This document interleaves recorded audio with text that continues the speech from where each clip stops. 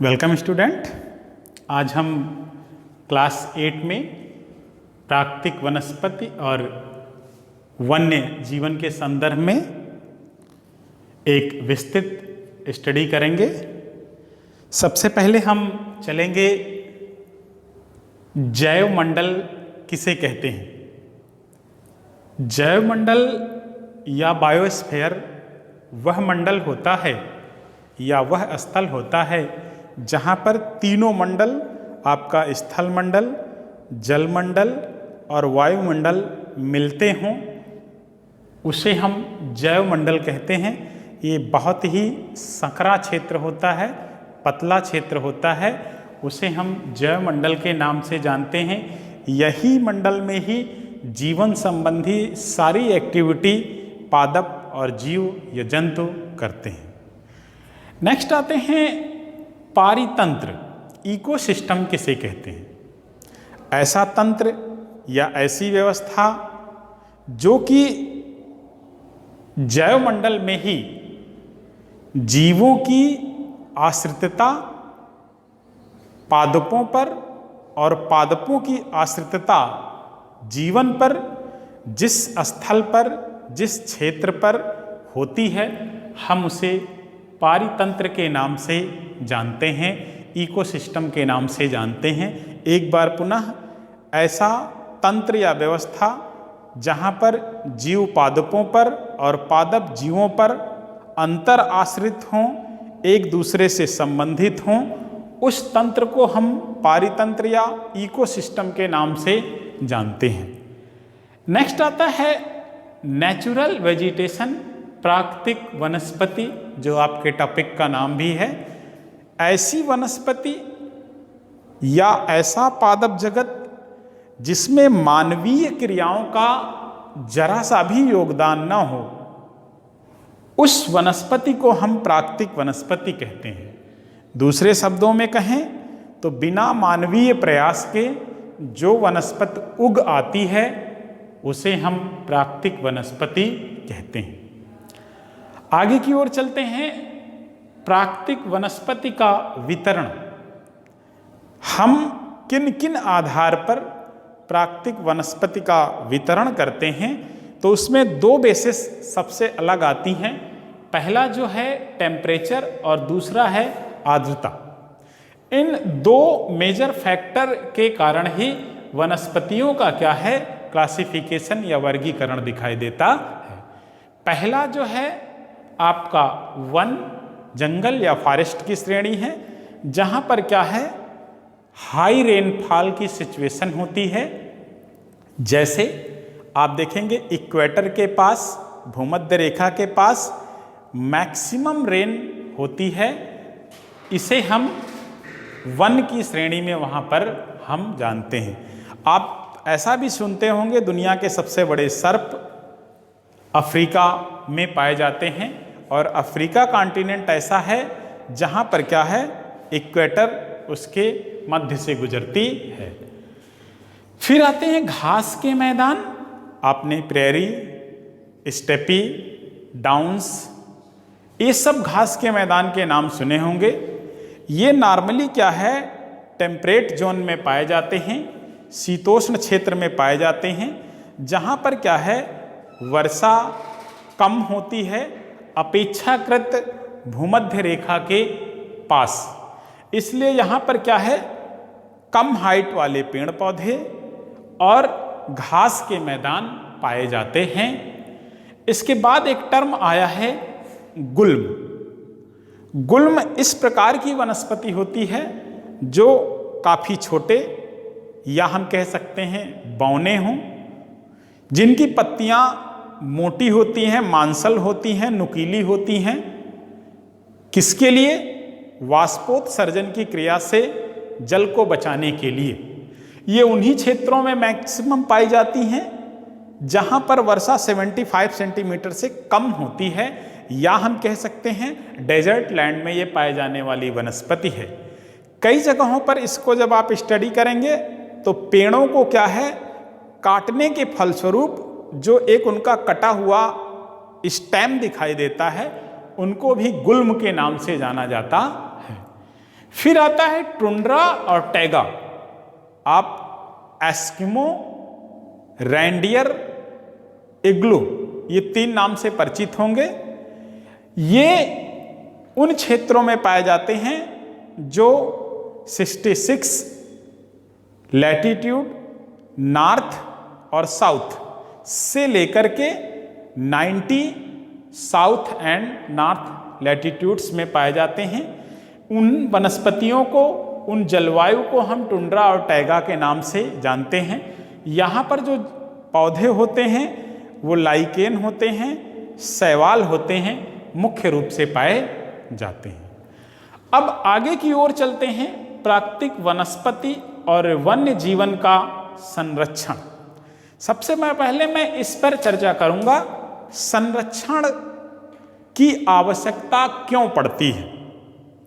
किसी भी चीज को संरक्षण की आवश्यकता तब पड़ती है जब उसमें भय, जब उसमें डर या उसके साथ पहले बहुत बुरी तरीके से उसका शोषण हुआ हो या वो अंतिम स्टेज में पहुंचा हो, चाहे वो वनस्पति हो चाहे वो मानव हो। तो यहाँ पर क्या है, वनस्पतियाँ और जीव जंतुओं का हमने क्या किया, अपने लाभ के लिए, व्यावसायिक लाभ के लिए क्या है, वनस्पतियों और जीवों का बहुत बुरी तरीके से शोषण किया और उसका परिणाम हुआ कि अब हमें उन्हें संरक्षण या प्रोटेक्शन की क्या है, आवश्यकता पड़ी। यहाँ वे कारण सबसे पहले हम आपको बताएंगे जिनसे इनके संरक्षण की आवश्यकता पड़ती है। पहला आप देखिए, वन उन्मूलन। हमने कृषि, सड़क, रेलवे, आवास इत्यादि के विकास के लिए वनों को हमने बड़े पैमाने पर काटा। इससे उसमें जो रहने वाले जीव जंतु हैं उनके ऊपर जीवन का संकट आया और हमें संरक्षण की आवश्यकता देनी पड़ी। इसी में हमने आपको दूसरा लिखा है, शिकार या हंटिंग। आप इसके अंतर्गत देखेंगे जीवों की सींग, जीवों के दांत, जीवों की चर्बी, जीवों की अन्य चीज पाने के लिए मनुष्य मनोरंजन के रूप में, व्यवसाय के रूप में जीवों का शिकार करता है, जिससे जीवों की प्रजातियां क्या हैं, बड़े पैमाने पर नष्ट होती हैं। पुनः हमें संरक्षण की आवश्यकता पड़ती है। फिर मृदा अपरदन आप देखेंगे, हम दिन ब दिन खेती के क्षेत्रों में बड़े पैमाने पर अतिचारण करते हैं, पेड़ों को काटते हैं, जिससे जो पेड़ पौधों की जड़ मृदा को पकड़े रहती है वो क्या होती है, नष्ट होती है और मृदा अपरदन या सॉइल इरोजन होता है। फिर देखिए, निर्माण कार्यों से घरों का निर्माण, सड़कों का निर्माण, फैक्ट्रियों का निर्माण, इसमें डिफरेंट टाइप्स के क्या हैं, केमिकल्स निकलते हैं जो प्राकृतिक वनस्पति और जीवन को क्या है, नुकसान पहुंचाती है। लास्ट इसमें देखिए, दावानल। दावानल का आशय होता है उस आग को कहते हैं जो पेड़ पौधों युक्त जंगलों में लगती है। सामान्यतः प्राकृतिक रूप से भी कभी कभी ये लगती है, पेड़ों की रगड़ से, पत्थरों की रगड़ से, और व्यापक रूप लेती है। वनस्पतियां नष्ट होते हैं, जीव जंतु वनों को छोड़ करके भागते हैं। और कभी कभी क्या है, मानवीय कारणों से भी लगता है, जिसमें मुख्य फैक्टर लालच होता है। नेक्स्ट और लास्ट इसमें है भूस्खलन जो है, लैंडस्लाइड। इसमें भी क्या है, मानवीय प्रयास और प्राकृतिक दोनों प्रयासों की वजह से चट्टानों का खिसकना या अपनी जगहों पर बैठना भूस्खलन कहलाता है। नॉर्मली पेड़ पौधे चट्टानों को पकड़े रहते हैं जड़ों के माध्यम से। यदि हम पेड़ पौधों को नष्ट करते हैं तो ये क्या होते हैं, डैमेज होते हैं। कभी कभी पानी क्या है, वर्षा के माध्यम से रिस करके चट्टानों के बीच में जाता है और चट्टानें बैठती हैं, कोलैप्स होती हैं। उस अवस्था को भी हम लैंडस्लाइड या भूस्खलन के नाम से जानते हैं। नॉर्मली ये पर्वतीय और पठारी क्षेत्रों में होता है। अब हम जो है दुरुपयोग या अत्यधिक शोषण के फलस्वरूप जब इन्हें क्या है, पतन की ओर जाने लगे, तो अब संरक्षण, प्रोटेक्शन की आवश्यकता पड़ती है। किसको, जीवों और वनस्पतियों को। तो सरकार ने नेशनल स्तर पर, इंटरनेशनल स्तर पर एफर्ट्स किया, और एफर्ट्स के कई तरीके हैं जिनको हम जानते हैं।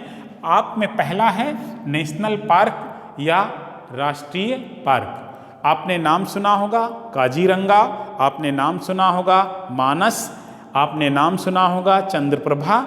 ये सब क्या हैं? इसके एग्जाम्पल हैं। ये ऐसा क्षेत्र होता है जिसमें जीव जंतुओं को उनके नेचुरल रूप में घूमने के लिए, भय रहित उनके प्रजनन के लिए एक शांति क्षेत्र माहौल दिया जाता है, उसे हम राष्ट्रीय पार्क कहते।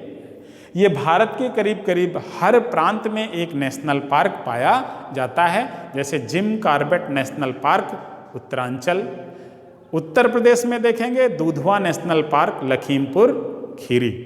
फिर आते हैं वाइल्ड लाइफ सेंचुरी, वन्य जीव अभ्यारण्य। अभ्यारण्य का आशय ही होता है भय बिना रहना। अ मतलब नहीं, भय जहाँ न हो, और रण्य मतलब वन, यानी ऐसा वन जहाँ पर जीव जंतु बिना भय के रह सकें, रिप्रोडक्शन निषेचन करें और क्या है अपनी प्रजाति को, अपनी संख्या को बढ़ा सकें। इस तरीके को हम कहते हैं वन्य जीव अभ्यारण्य। नेक्स्ट आते हैं 1972 का टाइगर प्रोजेक्ट।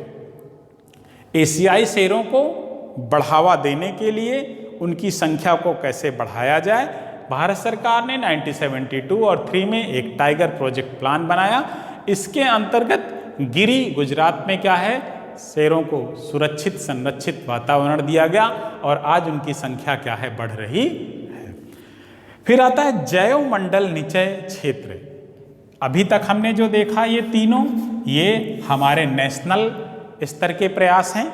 ये जो जैव मंडल निचय है आपके टेक्स्ट बुक में देखेंगे, राष्ट्रों के मध्य एक प्रयास है कि जो जीव जंतु पादप की प्रजातियां नष्ट हो रही हैं, संकटग्रस्त हो रही हैं, उनको क्या है संरक्षित क्षेत्र दें, उनके शिकार पर हम प्रतिबंध लगाएं। और कैसा प्रतिबंध लगाएं? होल कंट्री मिल करके लगाएं, तो वो क्या कहलाता है, जैव मंडल निचय क्षेत्र कहलाता है। इसके बाद वन महोत्सव का कॉन्सेप्ट है कि वन बड़े पैमाने पर कट रहे हैं, इनको रोकने के लिए क्या है, हमें वन महोत्सव मनाया जाना चाहिए, जिससे लोगों में वनों के प्रति आकर्षण और उन्हें संरक्षित होने का भाव पैदा हो। आप देखेंगे जगदीश चंद्र बसु जो हैं उन पर क्या है ये मनाया जाता है उनके जन्मदिन के रूप में। और लास्ट आपके टेक्स्ट में दिया है एक संगठन, इंटरनेशनल संगठन का नाम है CITES। आज ये संगठन इंटरनेशनल स्तर पर प्रयास कर रहा है कि 5000 जीवों की और 28,000 पादप की प्रजातियों को संरक्षित किया जाए, क्योंकि ये संकटग्रस्त की श्रेणी में आ चुकी हैं और इस पर नियम एवं कानून बनाए जाते हैं, सारे देशों में एक जैसे हों, जिससे क्या है शिकार करने वाले इस देश में नहीं उस देश में भी पकड़े जा सकें। तो प्यारे बच्चों, हमने क्या है आज इस टॉपिक को लगभग आखिरी रूप से आपके सामने प्रस्तुत किया है। आप परीक्षाओं के लिए तैयार रहें। 10 तारीख को आपका पेपर होगा। धन्यवाद।